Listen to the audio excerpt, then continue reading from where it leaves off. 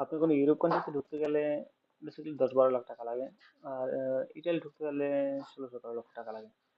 এখন আমার মনে হয় না যে তার সাথে আমাদের ইরাকে মনে কম আছে, কারণ আমাদের ইরাকে ঢুকতে গেলে 7-8 লাখ টাকা প্রয়োজন। এখন এখন 7.5 লাখ 8 লাখ টাকা লাগে, যেটা আবার অবৈধ পথে। তা আমাদের ইরাকে কি পাইছে মানুষজন সেটা বুঝি না। অনেক ভাই বোনেরা আছে অবৈধ পথে আসে, লক্ষ লক্ষ ভাই বোনেরা আছে আপনি ইরানি বর্ডার আসে তারা ধরা খায়, ধরা খেয়ে আবার ব্যাক চলে যায়, কিন্তু তাদের টাকাটা মার খায়। আমি এটা নিয়ে বুঝি না তারা কেন অবৈধ পথে আসে। আর 7-8 লাখ টাকা দিয়ে মানুষে বিদেশে সে কি করবে, এখন বুঝি পরিস্থিতি। কেন 7-8 লাখ টাকা খরচ করে বিদেশে বলেন? আমার মনে হয় যে যে টাকা দিয়ে 7-8 লাখ টাকা খরচ করে আপনি এখানে আসেন, সেটাতে আপনি যদি দেশে কোনো ব্যবসা বাণিজ্য করে বা কিছু করে, এখানে যেটা ইনকাম করবে তার সাথে বেশি লাভবান হতে পারবে সেখানে।